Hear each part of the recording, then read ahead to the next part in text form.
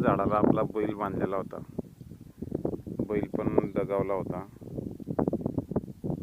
आणि हे शेजारचं झाड पण आहे ना, हे पण हे बघा, हे पण वाढलंय, अर्ध वाढलंय आणि अर्ध